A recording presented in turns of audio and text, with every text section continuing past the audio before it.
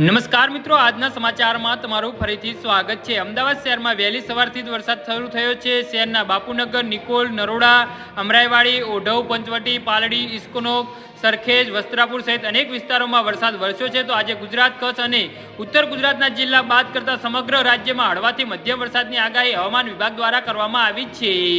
વરસાદના કારણે ગરબા આયોજકોને ચિંતા વધી છે। સ્ટેટ ઇમરજન્સી ઓપરેશન સેન્ટર ગાંધીનગરના આંકડા પ્રમાણે આજે સવારે 6 કલાકે પૂરા થયેલા 24 કલાકમાં રાજ્યના 84 તાલુકામાં વરસાદ વરસ્યો હતો। રાજ્યના છેલ્લા 24 કલાકમાં 2 તાલુકામાં 3 ઇંચથી વધારે, 2 તાલુકામાં 2 ઇંચથી વધારે, 12 તાલુકામાં 1 ઇંચથી વધુ વરસાદ પડ્યો હતો।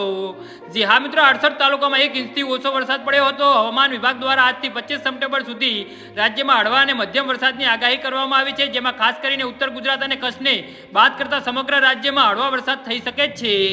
જી હા મિત્રો, અત્યારે હાલ મોટા અને મહત્વના સમાચાર સામે આવી રહ્યા છે।